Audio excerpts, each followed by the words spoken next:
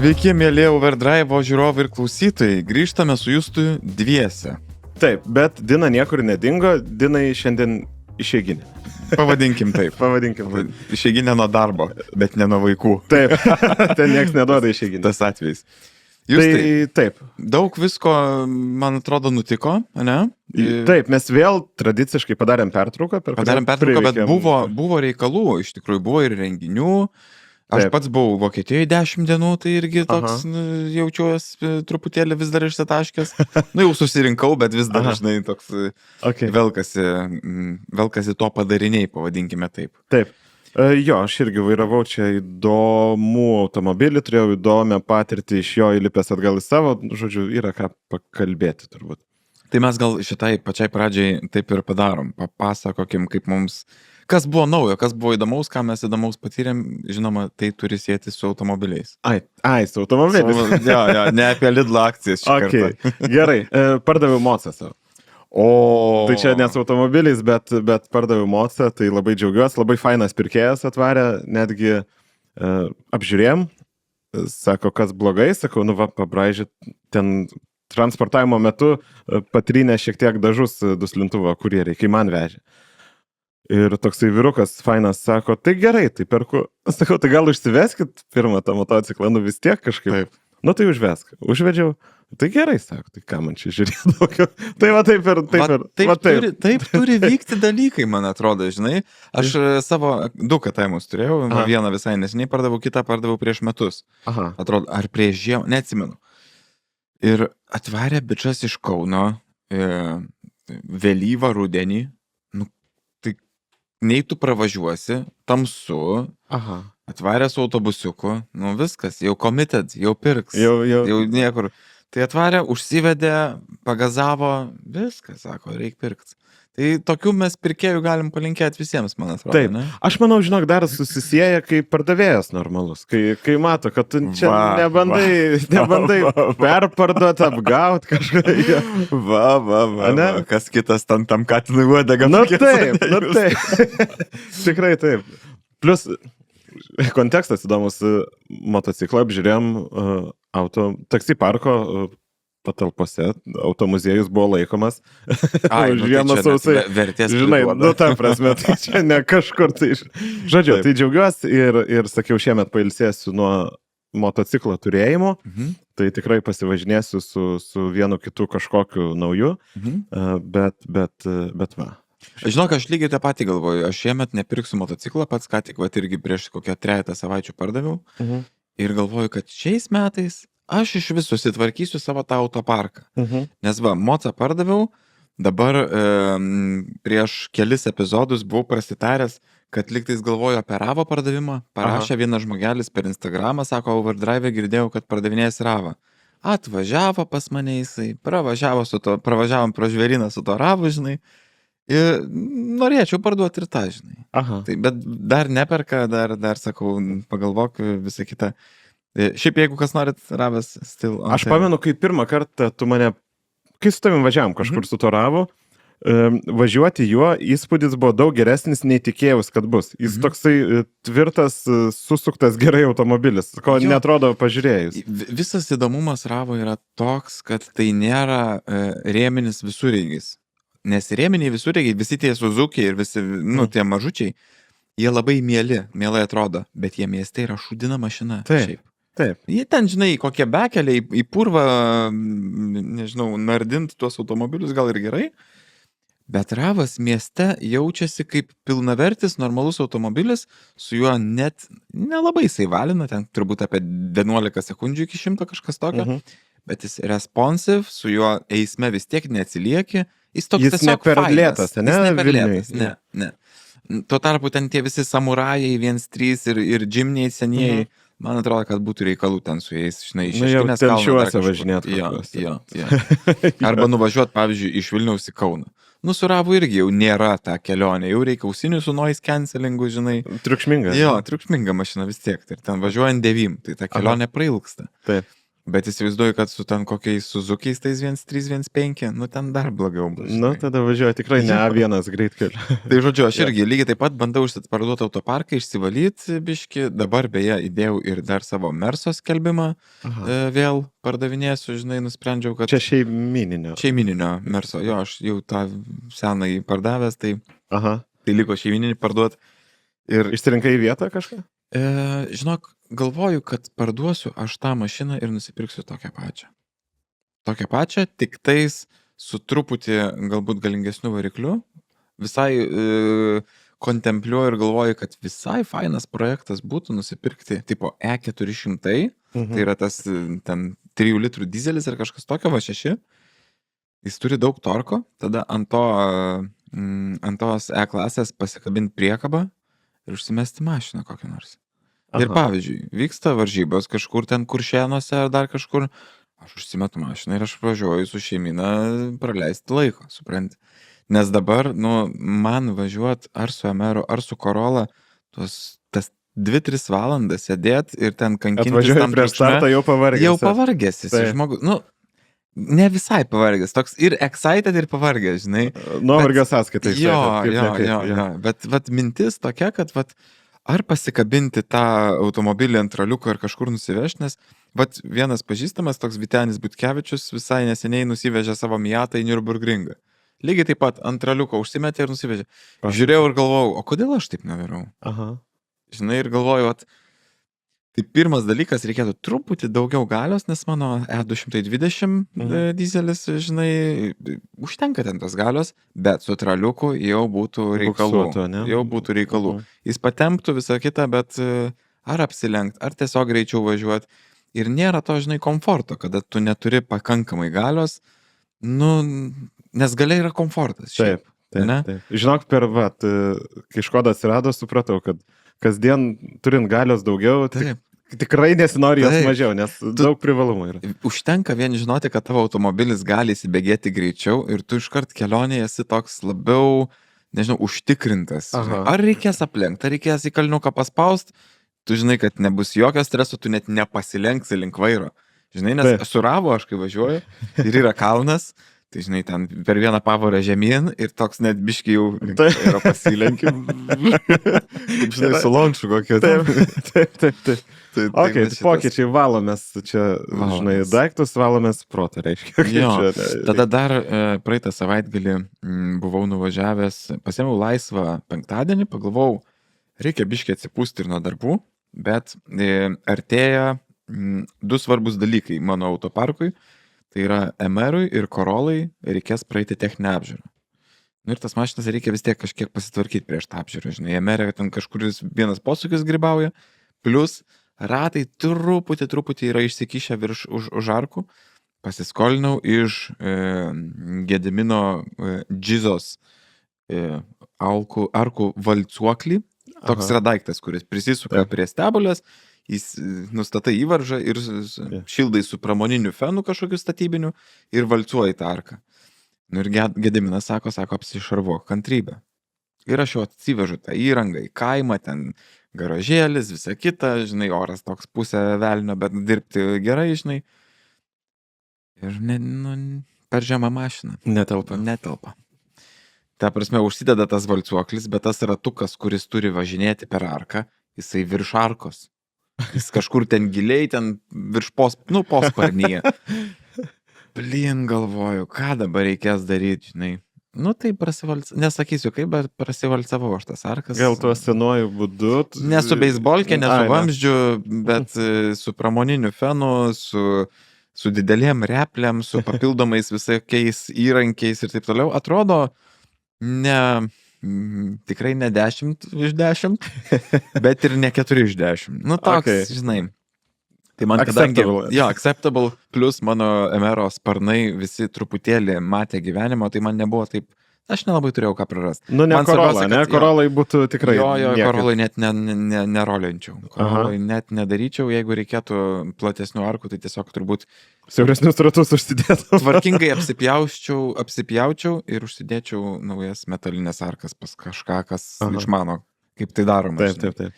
Tai va, tai Tai šitą dalyką pasidariau tada. Nusipirkau 2 sėdynės naujas. Nes mačiau raudonas pardavinėjai. Tai va. Ir namie buvo diskusija, ar nereikėtų ant simuliatorių. Aš galvojau, tas raudonas 2 sėdynės įsidėti į Emerą. Aha. Ir aš jas nusipirkau, nepasižiūrėjęs į jų išmatavimą. Aha. Jos per siauros. Jos ne tik, kad aš jas netelpu, bet jos pastačius ant begelių, o begeliai yra atskiri kairė nuo dešinės. Tai. Jie neįsikrenta į automobilį. Aha. Nu, viena pusė prisisuka, kitoji trūksta 2 cm, žinai. Okay. Nu, turbūt yra sprendimų, kokius galima įdėti tarpinėlės. Bet aš netelpu į tas kėdes. Bet čia bėda. Tai čia yra bėda. Tai aš įdėjau skelbimą ir Hebra drasko tas kėdes. Aš galvojau raudonas. Tu už gerą kainą ten įdėjai. Aš už gerą kainą įdėjau, aš jas pirkau už gerą kainą, naujas. Ir už tokią, aš praktiškai nieko ten neužsidedu, aš galvoju, žinai, su tokiais daiktais, kurie man netinka, aš nenoriu iš jų užsidirbinėti. Aš noriu jais greičiau atsikratyti ir pasimti tai, ko man reikia. Taip. Tai atvažiuos šiandien vaikinas kažkoks, kuris labai excited ir žodžiu, tikisi sutalpinti tas kėdes savo, žinai. Duosim jam raudoną matul kepurėlę. Oi, drąsiai. Prie Sparko raudonų. Drąsiai. Man atrodo, galima ne tik kepurėlę, galima ir gertuvėlę kokią padovanoti. Oi, turime tų dovanų. Turim. Rašykit, kas nori. Tai žodžiu, tai aš truputį buvau nusivylęs, kad, žinai, kad nepavyko man įsidėti tų sėdinių, nes raudonos į Emerą baisiai tinka. Aha. Žinai, aš dar pirštinas raudonas turiu, diržai raudoni, man toks, sakau, tai per vaibas. Taip. Variklio galvutė raudona, žinai, nu toks voštų dangtelis. Taip. Tai va truputį sad, bet, nu, ką padarysi. O kas dabar Emerė? Emerė Sėdynės kokios? Sparko Rev 2 gal ar kažkas tokio, bet jos žiauriai patogios, bet jos išsėdėtos. Dvi vienodos ar skirti? Vienodos. Išplyšusios ir išsėdėtos. Tai su tokiom sėdynėm, žinai, galvojau, gal reikėtų restauruoti, nes suradau žmogų, kuris restauruoja, tai visai neblogai daro, bet aš nežinau, žinai, homologacija ten ar galioja ar negalioja, reikia pasižiūrėti. Ir su tom restauruotom, nežinau, paskui man, žinai, norisi, kad jeigu tai yra Sparko sėdynė, man turi būti parašytas Sparko, o ne apsiūtas kažkokiu tai Volkswagen Golfo GTI Clarks medžiaga ar kažkas tokio. Aš sutinku, jo, norisi. Sutinku, tas restomodinimas gali būti kažkuriais atvejais fainas, gražus ir panašiai, bet aš nenorėjau šito, žinai. Nu, aš savo simuliatoriaus Sparko norėjau Porsche Pepita medžiagą pasikeisti, bet to noro nebuvo tiek daug, kad labai ieškočiau, kas čia tai daro, o kas man kažką rekomendavo, kas to užsiima, tai kaina buvo ne tokia, kad man tiek reikėtų. Žinai, ten buvo arti, nežinau, 705 kažkas. Nu, kad labai daug pasirodė, galvoju, tikrai ne tiek čia puoš mano interjerą, kad, žinai, kad reikėtų mokėti. Plus tas užrašiukas, tai taip. Visai. Aš manau, kad pats geriausias papuošimas sėdyniai yra autentiškas Rekaro užrašas. Taip. Nes, žinai, ar Sparko, ar OMP, ar ten Mirko, Bimarko, ten tų sėdynių yra visas gyvas velnės, kai kurios patogesnės negu kitos, visa kita. Bet aš kiekvieną kartą pamatau bet kokį automobilį su įdėta Rekaro bucket tipo sėdynė. Ir aš galvoju, blemba, kaip gerai atrodo, žinai. Tai va. Tik problema yra su Rekaro sėdynėm, kad jos yra nenormaliai brangios. Naudota išsėdėta sėdynė, kuriai reikalinga jau pilna restauracija, manau, nuo kokių 500 eurų prasideda. Naujos nuo 1000, žinai, jeigu kalbam ten apie pole position ar SPG. Tai tokios, nu, kaip ir norėčiau, kaip ir suprantu vertę ir suprantu, kad tas daiktas yra kind of likvidus, nes tu turbūt nusipirkęs ir ten gali parduoti ją už, žinai, 100 ar 200 pigiau praktiškai labai greitai, jeigu būklė gera. Bet daug pinigų šiaip, žinai, pagalvojus. Nu, ta prasme. Aišku, čia vėl taip. Tada žiūriu, kiek pinigų pinigai ir emocija susieina į vieną. Plius aš labai mėgstu automobilyje tą tokią estetiką, kad tai nėra skirtingi daiktai. Tai, tarkim, jeigu aš įsidėsiu Rekaro, o šalia manęs sėdės žmogus ant Mirko ar ten kažkokio lenkiško ir taip toliau, Nu ne. Turi Čia tas būti pats, abu, kaip ne? į priekį tu Simetriškai. į priekį susidedi ten kokius fainus ratus, originalius, ten retus ir visa kita, o į galą ten šerimui tuos JR ar kažkokias replikas, arba ten iš vis šūdinus ratus, iškart nebėra vaizdo, supranti? Aš suprantu, kad tikslą atliepia tie ratai, jų negaila ir visa kita. Bet fuck, kaip nėra vaizdo. Aš net kažkurioje vietoje suprantu tą tokį stilių, nes sąmoningai kiti tai daro, toks, nežinau kaip vadinas, trash, toksai, kaip ir yra, Norbė Films turėjo tą bjaurų Jančiuką, ne? Tai vat, man toksai Lietuvos šito vaibo pradininkas turbūt buvo. Ir kažkodėl tas bjaurusis Jančiukas tuomet atrodė labai, labai gerai. Bet žinok, jis nebuvo toks bjaurus, kokie yra kai kurie dabartiniai automobiliai, nes jis buvo su normaliais BBS-ais, jeigu aš gerai atsimenu. Taip. Ta prasme, jis tiesiog buvo toks patriestas. Jo, visur istorija buvo. Visur truputėlį gavęs, žinai, tas automobilis buvo. Tai. Bet va čia kažką atliepti bando, man atrodo, nu nebūtinai tą bjaurų Jančiuką, bet tokį tą, žinai, patiną padaryti nenatūraliai. Aš atsimenu, prieš 15 turbūt metų kažkur buvo UK terminas Trump Drift. Tai yra toksai, nu, tipo, su tokiais lavonais, su tokiam raketom. Tipo, raketa pastatyta driftui. Reiškia, ar tu nudauši galas lyzdamas, ar kalsi į priekį, ten tos mašinas iš esmės kaip cepelinai, žinai, už apvalintais kampais, viskas atitiesinta ūkiškai, su plaktukais ir panašiai. Ir va toks, va, tiesiog normalus šasi, normalūs komponentai, bet iš išvaizdos atrodo kaip lavonas. Nu, taip, tipo, toks automobilis šerimui. Tai va, man tas jau kažkaip nebelabai, man norisi biškiai ir estetikos. Turbūt. Laikmečiai, turbūt automobilizmo laikmečiai čia kažkokie, kaip turėjom ten ir tuningo kultūras visokias, taip ir čia galim sakyti gal motorsportinis stilius kažkuria prasme, ar ne? Nu, toks tipo, jisai treniruočių, žinai, skaitosi daug žmonės turbūt su tais automobiliais mokosi ir tobulėja, žinai, tai negali ir pykt, ta prasme, bet aš sakau, aš kai gatvėje pamatau, arba, pavyzdžiui, koks kompaktas važiuoja 3.6, 7.6 ir, nu, aš nesu mėgėjęs automobilių, bet sutinku, kad ir iš jų galima kažką gražaus padaryti, bet kai kuriais atvejais važiuoja su tais driftiniais setupais, kur priekiniai ratai išsikišę iš kėbulo, žinai, pusę padangos protektoriaus kyšo, ta prasme, o gale kažkokios skardos sudėtos, pasislėpusios po arkomis. Nu, fuck, kaip neatrodo ta mašina. Žinok, aš kiekvieną kartą tokį pamatęs, bandau pateisinti tą vairuotoją ir galvoju, nu turbūt važiuoja iš garažo į garažą. tai vienintelė priežastis, kam tokią mašiną naudot kasdien. Bijau, kad taip nėra. Bijau, kad čia strytina tiesiog ir viskas. Jo, nu, matyt, nu, jeigu tai vienas automobilis ir labai nori driftinti, ką jau padarysi turbūt, bet tiesiog, vat, dėl estetikos žmonės, nu, galėtų truputėlį labiau pasistengti. Bet ne visiems vienodai jį svarbi. Ne visiems vienodai. Kartais tikrai... Nu, kitą kartą, žinai, ten koks Antanas žino, kad rytoj kals galų į bortus. Nu, tai tu nedėsi ten estetinsi. Nedėsi ten turbūt kažkokių Bošo tamsintų retų žibintų. Tikrai ne. Aš nežinau, žinai, čia garsiai galvoju tiesiog, bet... Taip. Alpinės apdailos kažkokio alpinos, žinai. Nu, nedėsi tokių dalykų, bet ką žinau, mieste gal tu neplanuoji kalt kažkur galų ten, žinai, stipriai. Turbūt dalis tų kompaktų. Kalbant apie estetiką. Išsirinkau ratus Škodą ir užsidėjau. Tai... Va, pagaliau, Justas pajudėjo ledai. Galiu. Aš mačiau. Matai, pasakyk.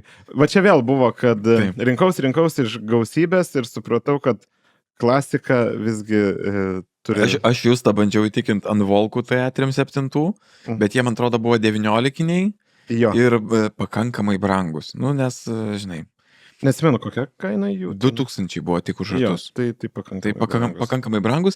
Aš manau, kad su tais ratais, Justai, nu, tu būtum laimėjęs visų širdis, bet, žiūrėk, palikim vietos tobulėjimui. Taip, nu, čia pirmas sezonas tik tai.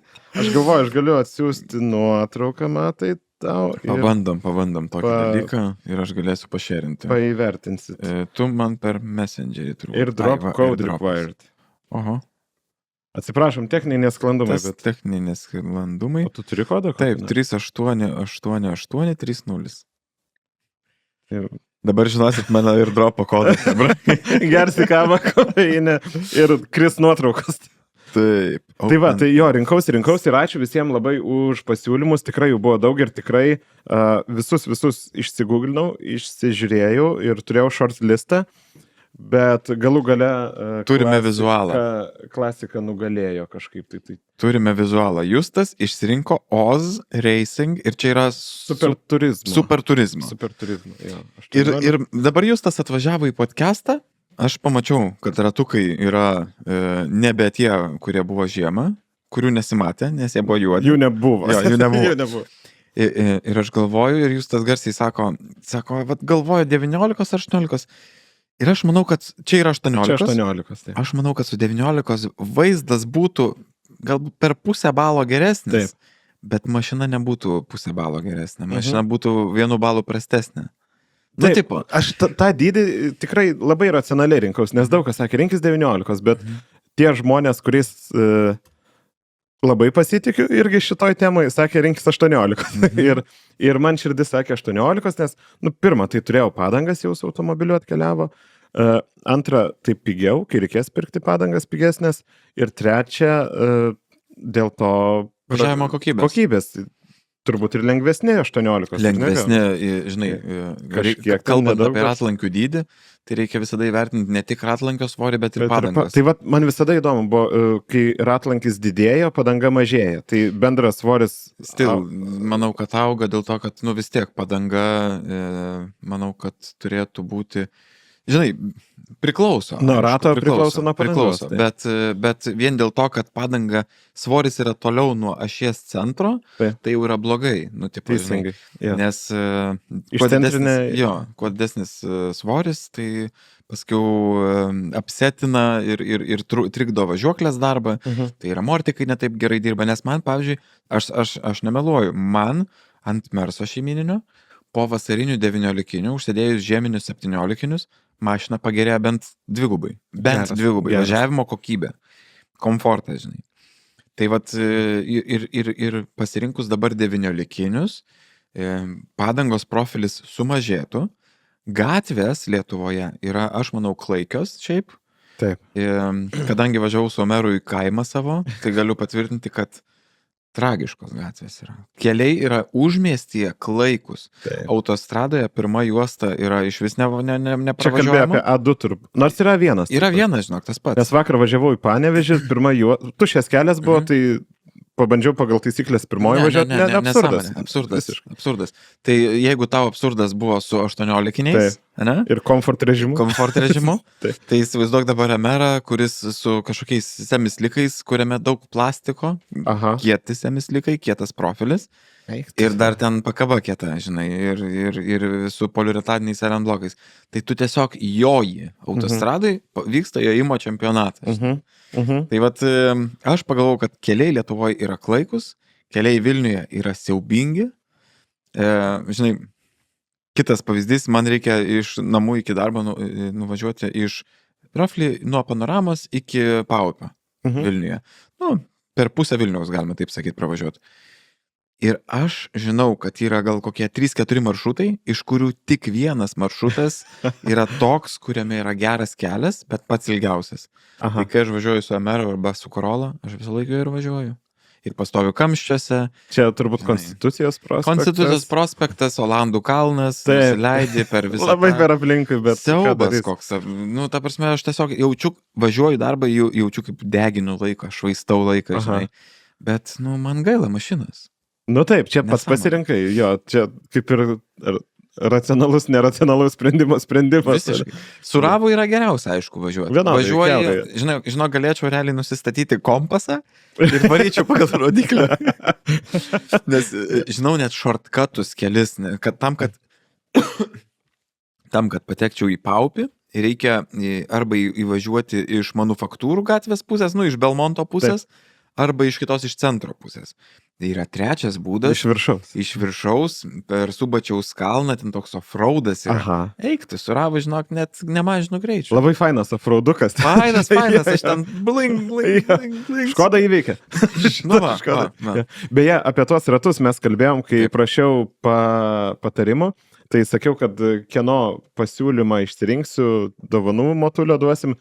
Tai parašykit, jeigu kas siūlė tos ratus. Mums reikės gal peržiūrėti, ar nėra tokio pasiūlymo kažkur.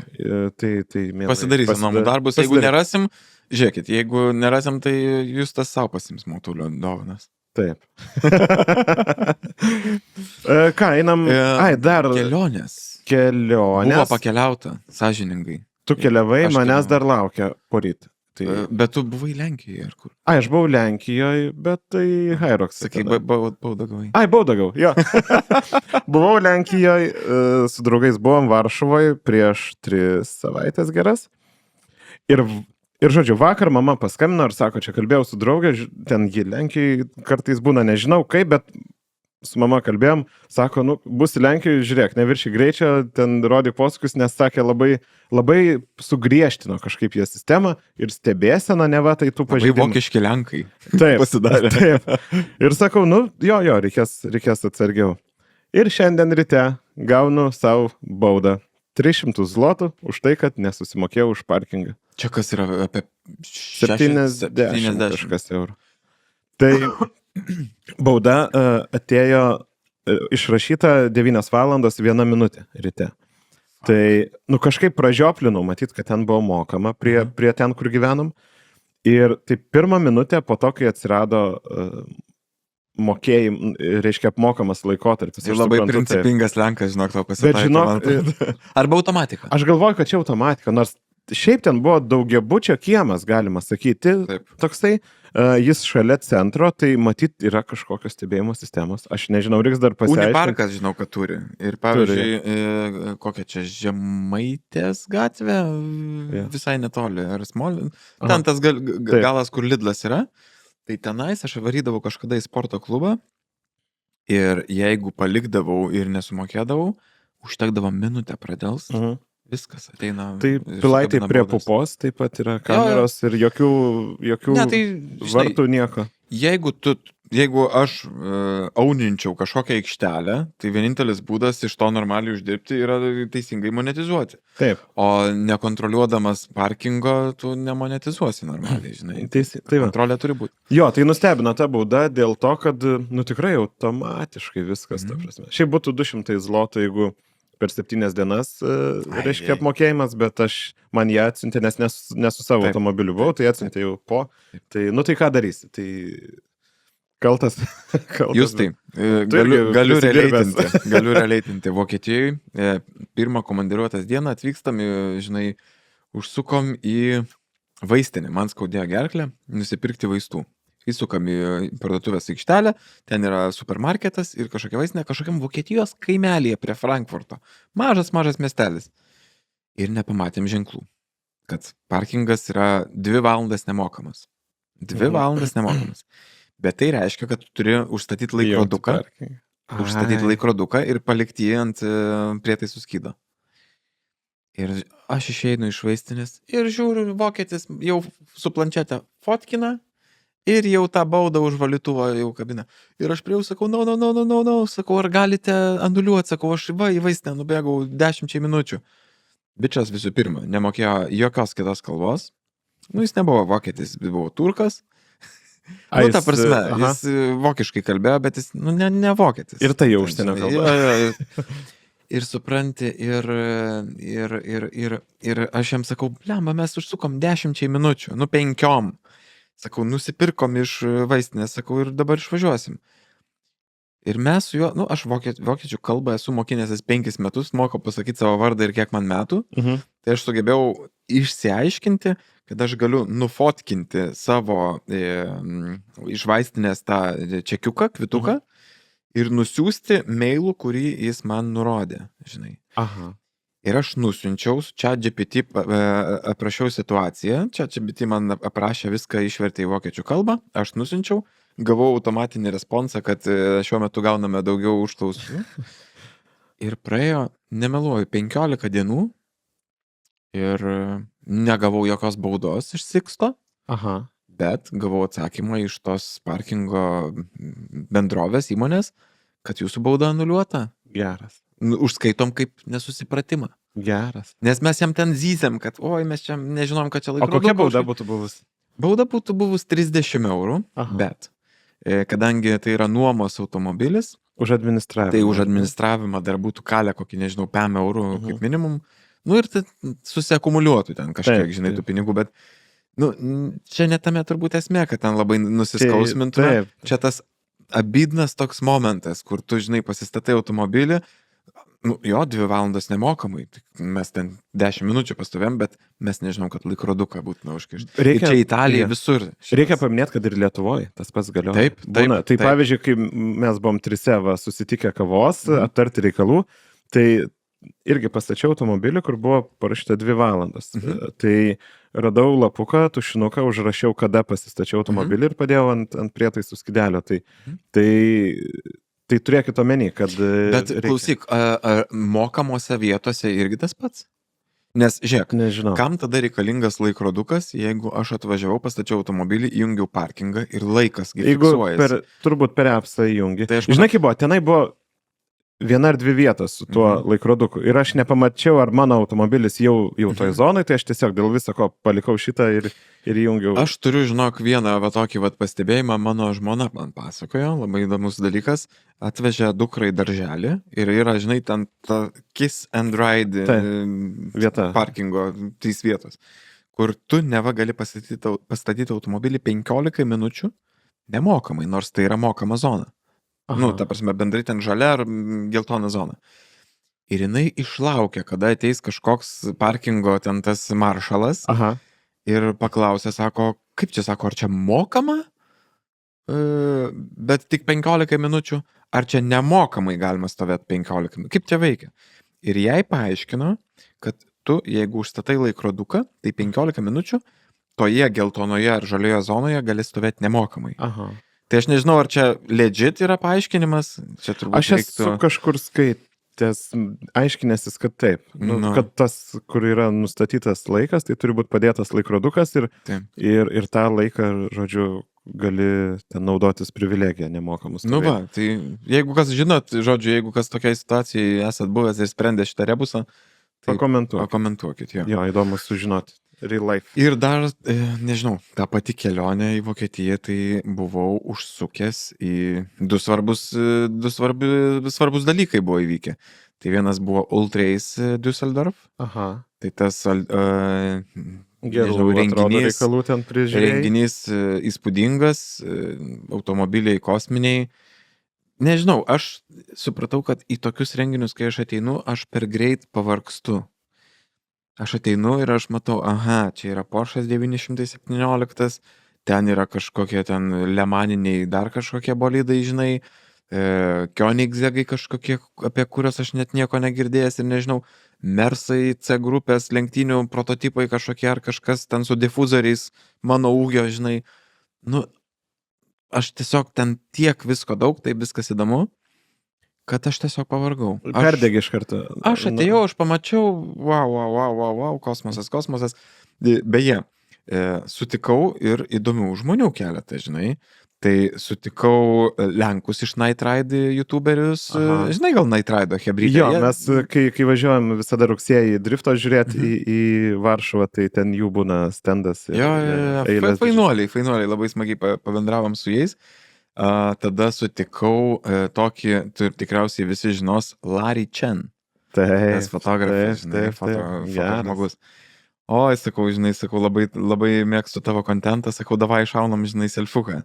Iššovėm selfiuką ir aš tik nuėjau nuo jo ir jau kitas prieina. Ir kitas. Ir aš matau jo veide jau toks yra susikūręs nuovargis, bet jis yra atidirbęs savo tą šypsenytę, žinai, selfie smile. Super, ta prasme, jis yra visiškas superstaras. Tai, žinai. Ir dar sutikau Kizą. Žinai Kizą? Bičas, kuris 3D modelina automobilius. Tai labai įdomius projektus kūrė, su Need for Speed turėjęs kolabus, su Forza, man atrodo, ir taip toliau, bet yra irgi... Aš žinau jo kūrinius, bet nežinau, kaip jis atrodo. Jo, jis toks pakankamai aukštas, tamsesnio gymio žmogelis, super malonus, super kind, ta prasme, jau toks čiuvakas. Mes apie Corollas 86 su juo, žinai, aš jo kažko paklausiau ir mes taip į tokią trumpą diskusiją, žinai, įsimetėm. Jam skambina ir jisai toks, toks, žinai, toks britiškas mandagumas.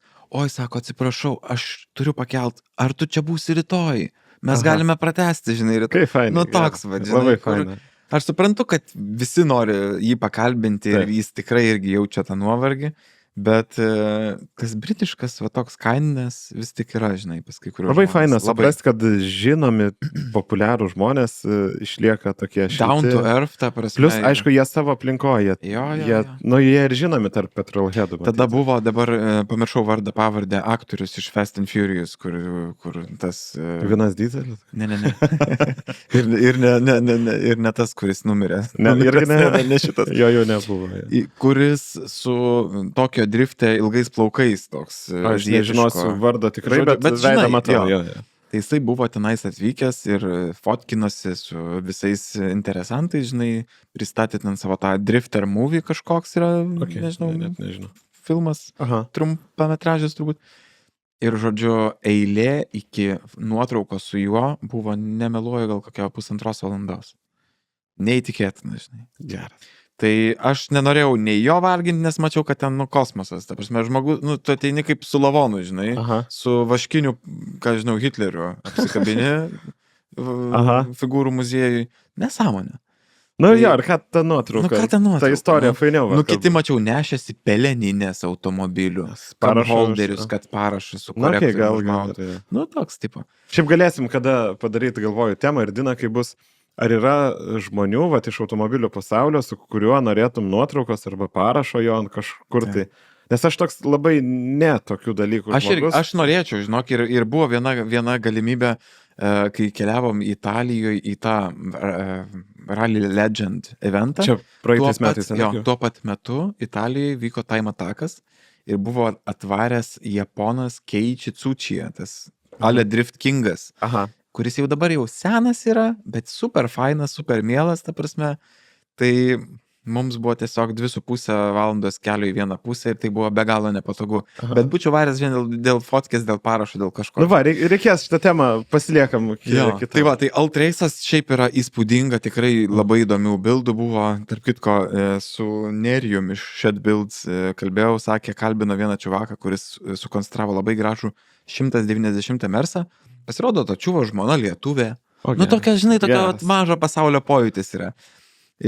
Paskui kalbinom bičą, kuris turi draginį Nissan GT-R, tą patį naujausią. Greičiausia Europoje. Tai ten nuo 200 iki 200 apie 2 sekundės ten kažkas. Nuo 100 iki 200 vis tiek. Ketvirtis mylios per 6,5 sekundės prie 300 ten 5 kilometrų.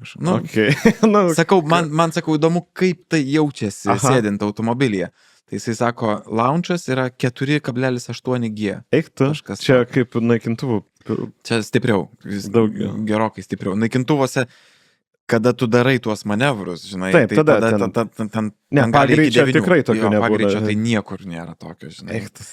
Žodžiu, tai manau, kad daug kas žino apie tą renginį, jis pirmą kartą buvo suorganizuotas ir Vokietijoje, bet originalus renginys šiaip yra lenkiškas, tai bus Lenkijoje kažkada visai netrukus, sako visai nuvaryti. Ir mano side questas buvo Vokietijoje nuvaryti į Nürburgringą. Nes aš čia turiu tokį bucket list dalyką, linkėjimai. Tu dar nebuvęs? Bucket listo hebra. Linkėjimai. Aš nesu buvęs nei pačiam Nürburgringe, nei važiavęs tenais. Aš irgi dar. Ir aš nuvariau, užsukau pas Igną Daunoravičių į Rinkfryksus. Irgi linkėjimai Ignai. Jo, linkėjimai Ignai. Ignas buvo ką tik grįžęs iš Maroko, pasakojo, kokias 4 valandas važiavo su taksu iki oro uosto. Nes Marokas. Žinai. Kiekvienas jo ralis turi labai gerų istorijų. Ir aš atvariau taip su juo pasikalbėti, žinai, pasimatyti, nes senai matytas. Kažkada Lietuvoje labai netikėtai susitikau prie draugo serviso ir prašnekėm kokį pusvalandį. Tai dabar nuvariau tiesiog pašnekėti. Tai sako, davai pasimk kokį tą BMW ir pravažiuoju. Aš galvoju, tikrai aš čia esu, kodėl aš dabar turėčiau nepravažiuoti. Tai pasiėmiau tą F serijos trečiuką. F3, Ir ten yra, aš nežinau, 330, 328. 328, man atrodo. 2 litrų, 4 cilindrų, turbo automatas. 328, jo. Ir žinokit, buvo taip smagu, buvo taip įdomu. Tu esi važiavęs? Ne, bet čia mano bucket listas irgi ir labai noriu šiemet nuvaryti. Ignui pažadėjau, kad atvažiuosiu pas jį. Man priminė mano pirmą kartą važiavimą Kačerginiai. Aha. Kur tu, jeigu tu pažaidži, nežinau, simuliatoriui, tą Nemuno žiedą atidroži, tu atvažiuoji, tu supranti, kaip stipriai skiriasi aukščios, reljefas. Ir nuvažiavęs Nürburgringą, aš negalėjau patikėti, kaip visur yra statu, kokias yra nuokalnės, kokie yra kerbai. Ta trasa yra sąlyginai siaura. Aukšti kerbai, ne? Aukšti kerbai, žinai. Ir, jinai tokia baisi ir daug aglų zonų, ta prasme, literaliai, tam tikrą prasme buvo truputį baisu. Aš buvau žiauriai excited, mašinos žiauriai įdomas ir kadetai seni važiuoja, ir Askonas kažkokias, ir Fordai kažkokie ten eskortai, dar kažkas.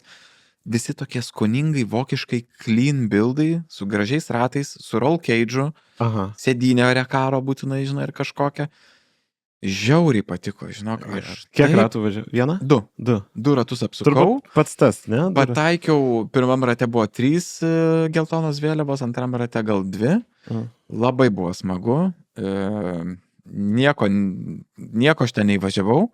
Važiavau lėtai, biškiai apsišykęs, kaip sakant. Nereikia iškart norėti. Tu negali atsisėsti ir iškart įvažiuoti rekordą. Ta prasme, aš važiuoju ne su savo automobiliu. Aš nei pažįstu, kaip ta mašina valdosi. Nei trasą, žinai, realiai, ne? Michelinai PS-ai 4 S-ai ar 5, aš neatsimenu, kažkas tokio. Jaučiasi svoris to automobilio, tai man po mano tų visų mažolitražinių, žinai, tai visai kitas lightweightų, tai atrodo visiškai kitoks valdymas, ta prasme, bet aš tiesiog važiavau tam, kad patirčiau, vietomis palėkiau, labai fainai yra sekcija. Tu turbūt biškai žinai Nürburgringo layoutą. Aš daug važiavęs. Tai yra po tos tokios ilgos tiesiosios, žodžiu, po karuselės, po pirmos karuselės, man prasideda įdomiausia trasos vieta. Nes ten yra labai daug įvairiausių vingių per kalniuką, greitų, labai geras flow. Tai aš toj vietoje taip išlaukiau tokio gero lango, nebuvo nei daug greitų GT3 Porsche, nei daug greitų BMW, nes ten vien Porsche ir BMW važinėjo. Ir aš taip smagiai tenais prasilėkiau keliose vietose, sakau, wow, čia viskas, čia jau reikia, žinai, fiksuoti kaip įvykdytą bucket list dalykai, žinai. Super, labai džiaugiuosi. Super, patiko, sakiau, kitą kartą noriu važiuoti su savo mašiną, tai reikia nusipirkti. Reikia 400 ir priekabos. 400 priekabos B kategorijos. Žodžiu, projektai. O aš turbūt kitam podcast'e papasakosiu įspūdžius, bet poryt skrendu į Čekiją, kur gausiu pavairuoti 6 Škodos motorsportinius automobilius. Tai VRC S2000 ir 5. Ne gatvėj. Ne gatvėj. Uždaroj trasai, jo. Tai reikėjo ten dosie savo parašyti, ar turi kažkiek motorsport patirties, tai aišku turiu. Oi, tai kaip čia. Kiek tik norit. Tai reikia pirštinės savo atsivežti, batus, planapadžius ir, žodžiu, bus labai įdomu. Bet papasakosiu įspūdžius paskui čia anonsuoti. Kokia trasa? Ten yra uždara VAG grupės ar Škodos trasa, aš kaip suprantu, dar Čekijoje, ne? Čekijoje, netoli Prahos. Tai papasakosiu, matyt, kai jau pobūsiu, tai dabar tiesiog labai excited. Padaryk mums porą horizontalių nuotraukų, bent jau kokie tai automobiliai. Padarysiu jo. Ir tai net, nežinau, turiu dabar tą dragį matuoklį, tai visai galvoju su juo, ten pažiūrėsiu, kaip veikia, įsirašysiu kažkokius ratų įveikimo laikus, tikrai ne laikui, kaip sakai, tai bandysiu pasimėgauti. Su Dominiku Butvilu kalbėjom, kaip tik kavą gerdami apie tai, sakau, gerai, turėsiu R5 dabar, ką man su jie padaryti. Kur čia fainumą pajausti? Įdomu, man jau įdomu, ką Butvilas pasakė. Tai sakė, pabandyk stabdžius. Pabandyk maksimaliai kiek įmanoma pastabdyti, nes sako, bėgėjasi, tai tikrai, visos bėgėjas ten, nežinau, slysta važiuoja, bet sakė, stabdžiai yra tai, ką verta patirti. Wow. Tai labai įdomu, jo. Sako, perspėk, kas šalia sėdės, kad dabar stabdysi, nes ir sakė, pabandyti pasiekti. Tegul užsilekia akinių kojeles. Kad nenukritė. Sakė, pabandyti ribą stabdžių pasiekti. Nice. Tai žiūrėsim, labai laukiu jo ir pavydo yra, žinok. Pats, man sunku patikėti, čia tikrai gavau skambutį, sakė, toks labai on short notice, ar kitą ketvirtadienį laisvas dėl šito. Taip, nes nežiūrėjau kalendorių. Tai va, tai laukia šitas ir va, dar mes čia ilgai apie įdomumus, bet daug prisikaupė. Daug prisikaupė ir man atrodo įdomių dalykų yra. Vairavau Lexus RZ 550e. Tai yra Lexus elektromobilis. Viskas ten su juo... Jis, leiskis įterpti, jis truputį panašus į RX dydžių turbūt, ar ne? Taip. Viskas su juo, sakykime, standartiškai, tik jo vairas yra tas jauk. Jauk. Ir, žodžiu, turi laikyti dviem rankom. Kaip Teslos, jeigu kas nežino, tai kaip Teslos Pleido vairas. Tai labai keistas jausmas, esu Pleidą vairavęs, bet tik tai užmiestyje, sakykime, mieste daug nemanevravau. Dabar praleidau visą savaitgalį, 400 km nuvažiavau ir pradžiai buvo baisiai šlikštutas vairas, nesąmonė absoliuti. Paskui pradėjau įprasti. Keista, kad posūkių ir valytuvų svirtelės sukasi kartu su vairu. Tai reiškia, jeigu suki ir nori jungti posūkį, turi atsiminti, kur yra ta svirtelė. Paskui supratau, kad nieko nereikia atsiminti. Tiesiog reikia visada laikyti abi rankas ant vairo, nes pasisukimas nuo vieno iki kito yra 360. Okay. Šitaip pasuki ir šitaip. Taip. Tai 180. Jo, 180. 360. 108, jo, į vieną pusę 9 laipsnių. Ne, pilnai 360, žodžiu. Taip. Nuo loko iki loko. Nuo loko iki loko 360. Ir visai okei. Palyginimui net tokių mygtukų buvo kaip ant mano simuliatoriaus vairo ir pagalvojau, kad simuliatorius daug tiksliau atkartoja kelią nei šitas vairas. Nes per šitą vairą specialiai važiavau per duobės, per šulinius. Lygiai nieko. Lygiai jokio feedbacko nėra. Nes šitas steer by wire. Tai žiūrėk, bet man atrodo, kad dabartiniams vairuotojams to ir reikia. Nežinau. Ta prasme, turbūt. Žiūrėk, žmonės perka neįdomius automobilius. Aš nenoriu pasakyti, kad Lexusas neįdomus, bet žmonės bendraja prasme perka vis neįdomesnius automobilius. Kam jiem tas feedbackas? Taip, nes... Kam tau jaus, kad tu ką tik pervažiavai per duobę? Fuck it, tegul... Aš tą patį pagalvojau. Ir žinai, realybė ir virtualus pasaulis taip pakeitė pozicijas. Nes tikrai, jeigu nori tikrai pavairuoti dabar, sėsk prie kompo. Nes ten vairuojant, tai jauti, dešinys ar kairys ratas per kerbą pervažiavo. Iš vairo jauti. O čia nejauti nieko. Bet dar įdomus dalykas, tai kadangi tas 360 yra, tai aš kaip pripranti, žinai, greitai. Ir, sakykime, Škodos vairas irgi yra gan greitas. Ir aš lipau iš Lexuso į Škodą ir galvoju, šia vairas atsijungia nuo ratų. Kodėl taip daug sukti jį reikia, žinai. Taip. Labai buvo iškreiptos realybės savaitgalis toks. Nesupratau, kas. Lexusas 408 arklio galios, 4 varomi ratai.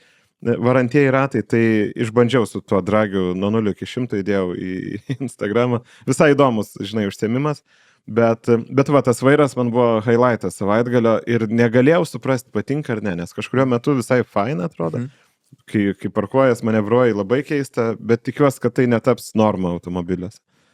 Aš atsimenu, kai Tesla pristatė savo tą Cybertrucką, tai vienas iš showcase'ų, tokia akivaizdi demonstracija, tai buvo automobiliui stovint vietoje, tie ratai yra milžiniški, žinai, tu gali su vairu taip staigiai pamakaluot ir ratai gyvai lygiai taip pat staigiai pasimakaluos. Okay. Ta prasme, joks kitas automobilis to negali. Nes neužteks galios vairo stiprintuvė, žinai, ten kažkur padus, skysčio neužpumpos, čia visiškai pilnai elektrinis ir kadangi yra tokia trumpa eiga, tu gali taip greitai, žinai, kaip žaisti kompiuterinį žaidimą su pelyte ar su klaviatūra, su mygtukais. Su daug FPS. Tai ką tu ir sakai, kažkoks suarkadėja, tie automobiliai pasidarė. Neaišku, kas ir... Net, tikrai, jo, žodžiu, tai labai keistas potyris, bet Lexusas išraiškingas, toks fainas, gal sąnaudos didelės, tai, žodžiu, mašina tiesiog. Manau, kad savo pirkėją vis tiek suras. Jo, turbūt, tai bet va, buvo ne apie mašiną, apie vairą labiausiai ir Taip. Jūs, tai mes artėjom link 50 minutės, man atrodo laikas eiti prie mūsų, sakyčiau, nebe jau kaip 5 kokia rubrika čia gausi pagal tai, kiek mes visko išnekėjom. Mes Dar pagalvojam, ar klausimų turim, ar jos paskui pasilieka? gal pasiliekam truputėlį, Jo. prabėgam gal pro tas temas. Jo. Justai, kokios šalies numeriai gražiausi? Ir kodėl? Geras šitas klausimas buvo ir aš googlinausi, bet iš karto mintise man Šiaurės Amerika, aišku, atsirado, nes ten kiekviena valstija vis turi kažkokį užrašą, piešinėlį ar dar kažką ir ten numerių, kaip čia vyksta konkursai, viešieji konkursai, kai gali siūlyti savo numerių dizainą. Tai ten... O, rimtai? Taip, ten nėra, žinai, užfiksuotas, ten jie keičiasi. Nu, turbūt yra užfiksuota tie Kalifornijos mėlynieji numeriai, kurie ten ant klasikinių ar ant kažkokių... Nu, gal. Kažkokių ten vis tiek yra. Bet yra kažkokių, žinai, tenai kelis išsisaugojų, bet iš esmės taip. Floridos man fainas ten Sunshine State su mandarinais ir apelsinais.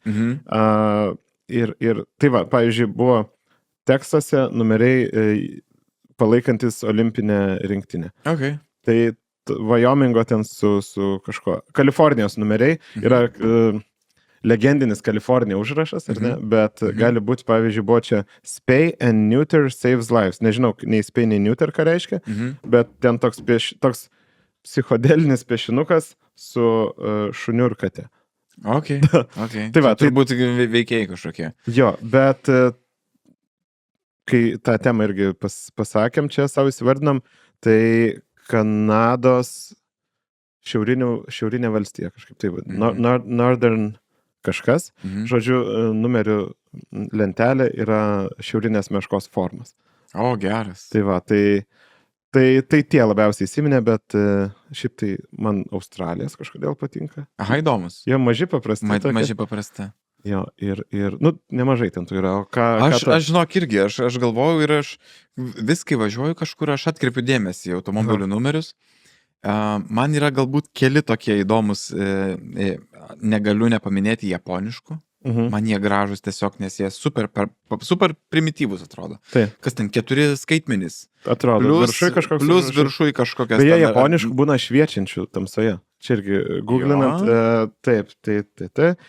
Fosforiniai ar illuminated su kažkokia tai ledais? Jiko šiki vadinasi, atrodo taip. Mažas. Jo, kažkaip. Ir jie, suprantu, ne fosforas, čia gal aktyvus kažkoks apšviestas. Nežinau. Okay. Nu, bet... Geras. Aš turėjau paakcentuoti keletą, tai, kadangi pats susidūręs, tai man labai žavus yra portugališki istoriniai numeriai. Istoriniai. Okay. Juodas numeris, baltos raidės ir tos raidės yra iškilusios. Geras. Ir toks, man juodas numeris, jisai visada mažiau rėkia. Žinai, baltos raidės juodoje spalvoje netaip išsišoka ir tarkim, jeigu aš pamatau klasikinį kažkokį automobilį su baltu dideliu numeriu, kuriame yra daug baltos spalvos, man toks biški... Čia kaip mes rudus turėjom, buvo labai gražu. Rudi buvo super. O dabar... Ir dabar visi ieško rudų. Gal kas turite parduoti rudus numerius? Žinai, taip. Tai vat portugališki istoriniai yra amazing. Aš vis dar bandau įkalbinti mano Corolos buvusį savininką, kad man juos atsiųstų. O jis turi dar? O jis turi juos. Turi gal nuotrauką, kaip ir aš dalyvausiu šiais metais Liepos gale vyks toksai Jume Drift renginukas Kuršėnuose. Sakau, ten užsimeščiau tuos numerius ir varyčiau, kaip ir būtų smagu. Tai, žinai, kažkoks vis tiek kažkokia detalė įdomi. Tai tai šitie būtinai, sakau, paakcentuosiu. Japoniškus paminėjau. Prancūziški numeriai yra, žinai, kuo įdomus? Kad plastiko lentelė? Ne. Jie turi ten tos vadinamos, Prancūzijos departamento numeriukus. Aha. Esi, jeigu pastebėjęs automobilį su prancūziškais numeriais, jis visada turės dviženklį kažkokį numeriuką kamputyje dešiniai pusėje. 01, 27 ir nuo 0 iki 99 yra dar ir kažkokios ekstra, bet ten kažkokios, nežinau, labai nišinės. Tai yra Prancūzijos departamentai, kaip Vokietijos ten kažkokie federaciniai vienetai turbūt yra kažkas. Tai, žinai, ir esu girdėjęs kažkur šitą istoriją, kaip kažkas, būdamas mažas, keliavo po Prancūziją, keliaudavo dažnai, pasimdavo specialiai kaip vaikas popieriaus lapą ir užsirašinėdavo, kokius matė numerius, kad surinktų nuo 1 iki 100. Žinai, toks vat side questas, žinai.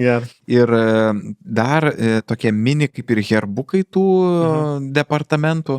Tai mačiau, kad rečiausi turbūt yra Korsikos.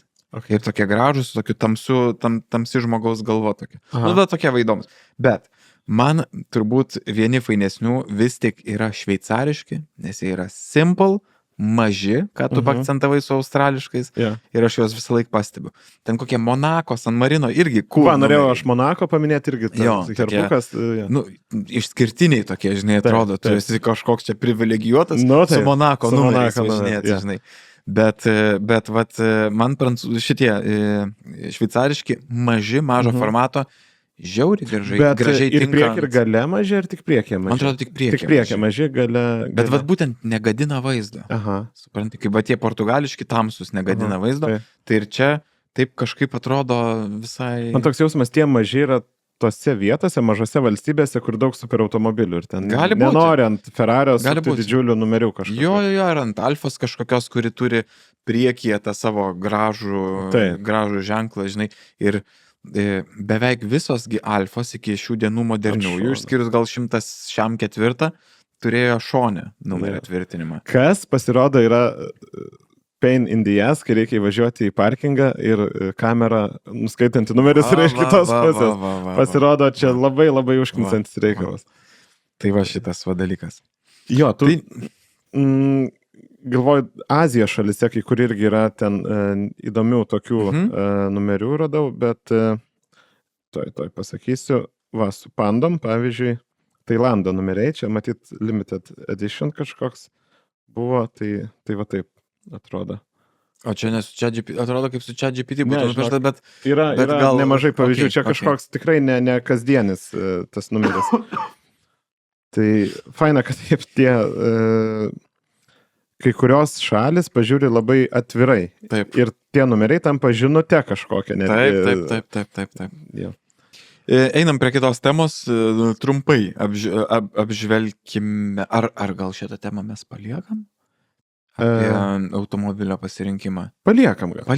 Jo. Paliekam, mes paliekam. Tada nesakysim, kokia tai tema. Pereinam prie... Klausimų. Pasižiūrėsiu tuo, ar turime įkritusių. Žinok, atsiminiau slaptažodį, aš irgi atsidariau. Wow. Buvo keista net. Taip, žiūrim mūsų Instagramas ir įmečiau turbūt likus apie 1,5 valandos. Man atrodo, kad turime klausimų, nes kažkas net papildymą atsiuntė privačia žinute. Tuoj paskaitysiu. Taip, turim 3 klausimus.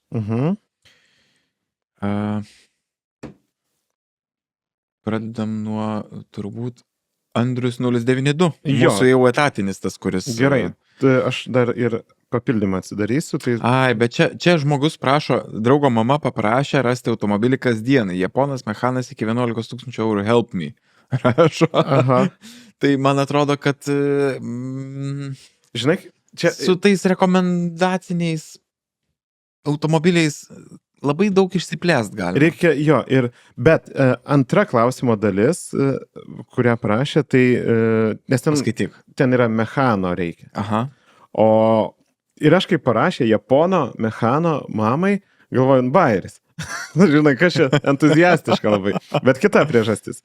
Andrius rašo, kadangi netelpa klausimo papildymą, kaip vyresniam žmogui parodyti, kad automatinė pavarų dėžė yra labiau tinkama nei mechaninė. Žmogus teigia, kad nemokės vairuoti tokio, nes visą gyvenimą vien tik su mechaninė transmisija važinėja. Amžius 65 metai. Ir aš atsimenu istoriją, kaip mano senelis perlipo į automatinę. Jam buvo turbūt, kad panašiai gal metų. Ir čia buvo Opel Astra G, sedanas, retas atvejis. Ir prieš tai jis visą gyvenimą mechaną vairavo. Ir tas žmogus, kuris pardavė, sako, žiūrėk, pabandyk kairę koją užkišti taip. Jo, aš lygiai tą patį sakiau savo tėvams, kai jie perlipo į automatus. Ir viskas, pirmin atgal pravažiavo ir viskas. Tiesiog reikia kažkaip paaiškinti, kad čia mažiau streso bus. Čia reikia tik tą koją užsikišti pirmus kartus ir viskas. Taip. Nes kairė koja instinktyviai spaudžia sankabą. Nu, kad stabdžio nepaspaustų. Jo, žinai. esu taip aš pats padaręs. Važiavau su mechanu, su automatu ir mintise galvojau apie tai, kaip ką tik vairavau mechaninę. Ir stabdyti reikia, ir kairė koja užkliuvo už stabdžio pedalą. Kaip dėjo, tai gerai, kad niekam čia nieko žalos nepadarė. Taip. Gal Miata, Gerai, kad iš paskos arti nieks nevažiavo. Taip. Jo, Nes tai būtų netikėta. Ir labai ne vietoj. Bet, manau, va, tas kojos užkišimas, ne? Veikia kojas. O tai ką tokio galėtumėm? Tai, kas čia 11 tūkstančių? Už 11 tūkstančių. Nu tai Aš Corolla, nežinau. hybridas, Lexus, Bet mechanas. Bet jau įtikins, kad automatas, aš manau. O aš tai pasilikčiau, žinok, aš dar supportinčiau. Support manual cars, žinai, toks judėjimas, gal maikutė reikia pasidaryti. Galim, overdrive'o. Ar norėtumėt merčą dar? Nes mes jau galvojame. Tai aš gal bandyčiau įsiūlyti kokį geresnės komplektacijos su veliūro sėdynėm Civica, pavyzdžiui. Žinau, kad Civica turėjo patogias sėdynės. Nežinau, kas ten išeina už tokią sumą, bet jeigu reikia draugo mamai, vyresniam žmogui, patikimo, gero automobilio, aš bandyčiau, žinok, aš suteikčiau dar vilties Hondai. Žiauriai myliu tą gamintoją, man gaila, kad jisai taip kažkaip straglina ir neranda vietos pasaulyje, atrodo, vis sunkiau ir sunkiau randa. Manau, kad Civikai beveik visada buvo pakankamai patikimi, geri ir visą kitą. Tik tais bijau, kad už 11 jau čia gal išeina tas kosminis paprastas, nu tas toksai jau labai kampuotas. Tas, jo. Tai va, aš nežinau, ar man jis patinka, pavyzdžiui, ar man sunku kartais parekomenduoti automobilį kitam žmogui, tokį, kuriam aš pats nejaučiu simpatijos. Supranti, ką man pasakyti? Taip. Tai šitoje vietoje net nežinau. Galėčiau dar kažkokį gal Suzuki pasiūlyti, nes man atrodo, kad irgi yra mechanai ir nauji netgi. Neįvertinti automobiliai. Nežinau, kaip jie važiuoja. Manau, kad, žinai, net ir kažkokį crossoveriai ten su kokiu 1.8 ar 2 litrų ar 1.6 varikliu, ta mašina ten važiuotų, negestų, nekeltų rūpesčių, nes man atrodo, Suzuki yra super patikima. Super patikima. Turbūt, jo. Beje, Suzuki išleido elektrinę Vitarą. Ok, buvo toliau. Vilniuje vyko auto show, taigi, ir ten buvo jį eksponuojama, tai išgirdau, kad buvo atėjusių žmonių, kurie pasakė Suzuki pardavėjom, sako, bet taigi Suzuki elektromobiliai labai nepatikimi, kaip mes žinom. O kodėl? Nu, nežinau, nes dar mano žiniom Suzuki elektromobilių dar neišleido. Wow. Bet pirkėjai jau žino. Kad jie istoriškai yra nepatikimi. Tai, bet kodėl mes turėtumėm žinoti, ne? Be Vilnius auto show, kai apie parodą kalbėjai, trumpai nukrypsiu. Buvau ir aš. Ane? Žinai, ką aš norėjau, aš supratau, kad aš nežinau, kaip elgtis ir ką daryti tose parodose. Nes žiūri tuos automobilius, faina, okei. Ir ką dabar? Aš supratau, ką ten daryti. Pakalbinti žmonės. Taip, tai aš irgi tik dėl žmonių atėjau. Jo. Ir užtrukt galėjau ilgai, nes labai faina, daug savų, daug. Taip. Tai ten automuziejaus stendė, ten kur tik ne, prabuvau valandom galima. Aš Vitoldą dar sutikau, ranką paspaudžiau, bet Vitoldas su kažkuo kalbėjo apie Subaru.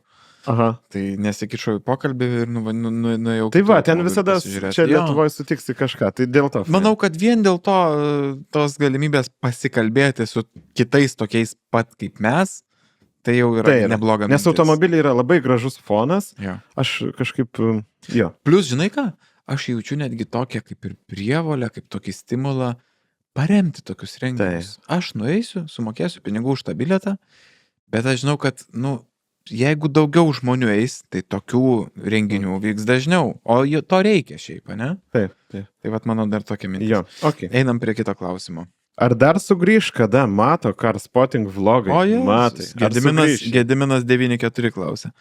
Nemanau, žinok. Aš tuos Carspotinimo vidosiukus, Carspotinimo storiukus tai aš keliu, tik išvarau kur nors į komandiruotį, bet kokią šalį, man viena iš įdomiausių dalių komandiruotį, ypač būnant ten, kur dar niekada nebuvau, tai pažiūrėti, kokių įdomių automobilių ten lokaliai galima rasti. žinai. Pafollowkint Matą Instagram'e, jis tikrai labai, labai gerų užgaudo. Kažkada ar su Dina kalbėjom, sakom, kaip tu pamatai jas, kaip tu atrandi tiek. Taip. Aš kartais pagaunu save, kad aš keliaudamas, žinok, aš daugiau žiūriu į mašinas negu į aplinką. Važiuoju ten, ką žinau, Dolomitų, žinai, keliukai ir ten, tipo, taip, kalnai gražus, visa kita, bet blemba iš paskos važiuoja Porsche'as ten koks 964. Kaip tu gali nežiūrėti į jį? Ir nuo to kenčia kartu keliaujantis, ne? Bet jau su manim tai būna irgi. Oi, žmona daug priekaištų jau yra išsakiusi. Tu nieko nematai, tu niekur nežiūri. O tu nesakai žmonai, o tu matei, aš tokia graži pravažiavo, netakių nepakėlė. Sakau, žiūrėk. Ai, nematei. Jo. Žinai, yra be galo sunku, kai tu neturi kuo pasidalinti tuo įspūdžiu. Pavyzdžiui, mes dviese važiuotume mane, mums būtų baisiai paprasta suprasti vienas kitą. Mačiau. Wow, o kokie ratai, žinai, ten koks vairuotojas ar kažką ten, žinai, Taip. Visiškai. Tai yra šitas dalykas. Reikia atvardyti save tada, bet to pačiu aš suprantu, kad negali užgniaužti savyje to džiaugsmo. Ne.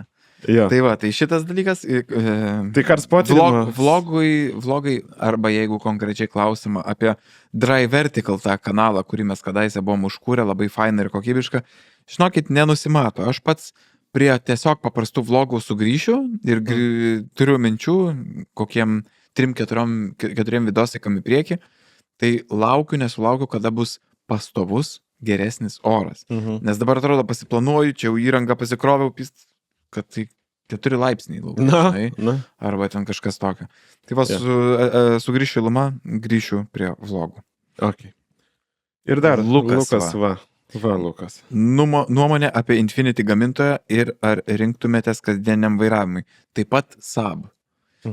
Tokie nišiniai pakankamai abudu gamintojai. Infiniti tai kas yra? Realiai Nissanas biški upmarkets. Toks. Nissano Lexusas. Jo, Nissano Lexusas. Geras pasakymas. Aš manau, kad yra visai neblogų modelių. Man patinka tokie automobiliai, kokių yra mažai. Aš visada randu juos tokius įdomesnius negu tie, kurių, žinai, ant kiekvieno kampo pilna. Tai ir tie senesni, ten G35, kurie 3PMZ atitikmuo, ir G37. Man visai cool, bet tuo pačiu, žinok, aš nežinau, ar, aš suprantu, kad jie gali turėti pakankamai daug automobilio už pinigus. Neblogi varikliai, ten dažnai ir galios yra pakankamai skambantis gerai, va 6 dažnai, įranga nebloga, nes, ten ir medžiagos, ir surinkimo kažkokia kokybė, bet žinok, nežinau. Jie vis tiek yra kažkokiam tai tokiam amerikietiškam skoniui pritaikyti. Tokie dideli, tos formos tokios. Tai nėra ten kažkoks, nežinau, Giugiaro ar Ital Design ar Pininfarina ar Bertone, kur būtų, ikona, žinai, iconic designas ir kažkas tokio. Tai vat aš juose nerandu to cinkelio, kuris mane verstų juos pasirinkti. Suprantu, kad tai yra gera vertė už pinigus, bet gal tik tiek, žinai. Labai gerai apibūdina ir mano, žinok, nuomonė. Man kažkada, kokie ten suvai tokie būdavo, vidutinio dydžio. Žinau, apie ką kalbėjau. Jo, apvalūs gan tokie. Infiniti M? Ne, M yra... Ten būdavo 3.5 ir 5. Jo, FX, turbūt. Jo. Man kažkaip jie anksčiau lyg patikdavo ir va dabar gavus klausimą pradėjau galvoti ir nebesuprantu, nes tas dizainas, jis paseno turbūt. Jo, jų garsas būdavo geras. Dėl garso. 3.5 būdavo 3.5 V6 šitas 3PMZ Renault motoras. Cam 5 buvo 4.5 V8. Va, tai šitas labai toks tipo wannabe amerikietiškas Cayenne S-as. Žinai, tipo. Tai, bet turbūt aš irgi aš užskaitau tą brandą, bet nemanau, kad rinkčiausi savo. O Saabas? Saabai man visada patiko. Saab turiu įspūdį, kai, nežinau, draugo tėtis turėjo Saab Aero ir mes jauni, valido. Eik, savo kaip suvažiuodo. Man tai labai daug žavėsio. Turi tie Saabai su Night Panel, spidometrė, rakčiuku. Ir tie senesni, tai aš labai užskaitau. Aš senesnius irgi užskaitau, man atrodo, bet aš užskaitau tuos, kurie buvo iki 9000-ojo. net ir tie 9.3 Vigen ar Vigen, kaip jie tarėsi, aš nežinau, ar ten tokie kažkokie keistuoliški, pavyzdžiui, SAP 9.2X, kas yra Subaru, white label, ne? Aha. Arba 9.4, kas yra Tribeca, man atrodo, Taip, Subaru. taip. Gal maišau, biškai pavadinimus, bet Hebras Bet suprastų. su Tribeca ir su Jo. Legacy turėjo. Tai žodžiu, tai man šitie automobiliai, jie tikrai įdomus, turi kažką tokio labai specifiško, bet aš pats nesirinkčiau. Tuo tarpu senas koks 900 kupas, turbo, žiauriai geras. Nu, čia visiškai jau klasika. Čia jau visiškai klasika. Ir sakyčiau, kad čia jau toks automobilis, kur, žinai, važiuodamas į darbą sulauksi ir patiktukų, ir pasidalinimų, ir komentarų, žinai. Jo. Ir labai su gera nuotaika savo architektūrinį tą profesiją, taip, kaip čia taip, sakė, taip, architekto automobilis. Tik tais tam reikia jau tokių specifinių akinukų. Žinai, Tavo tik tokį. Man tiktų.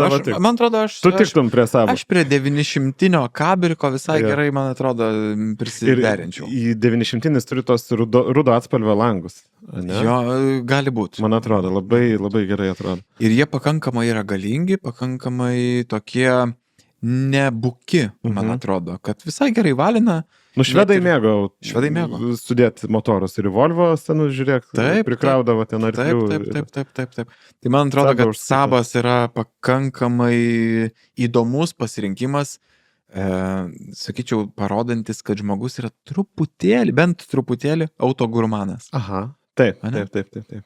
Kuris nesaldo vyną geria, bet sausą jau. Jo. Tai jeigu tarp šitų dviejų netgi, tai Sabą labiau užskaitoma, ne? Aš gerokai labiau Sabą užskaitau, man atrodo, Infinitis yra tiesiog atėjusi marketinginis toksai alternatyva vokiškai trijuliai iš Amerikos, bet nemečina vokiškas trijulis. Iš Amerikos. Infinity. Aha, Nissanas jį sukūrė Amerikos rinkai. Tik tais Amerikos rinkai. Aš nežinau, ar gamino ir europinių. Rytuose ten tie didėjai džipai. Jo, bet man atrodo, pirminis marketas buvo JAV. Ai, tai turbūt. Galiu ir suklysti. Bet skamba tikėtina. Skamba kaip Lexus panašiai. Ar Acura, pavyzdžiui. Acura, jo. Tai man atrodo, kad truputėlis virš valandos. Temų dar yra. Temų yra, pasilikom vieną didesnę temą. Aktualią šiom dienom. Šiaip tai, jeigu turite kažkokių tokių įdomesnių klausimų ar pastebėjimų, tai rašykite į YouTube ir YouTube'ai mes surinksim iš pastarųjų kokių 4-5 epizodų komentarus įdomiausius ir juos galim pareflektuoti, kada Dina sugrįš į eterį. Taip. A ne?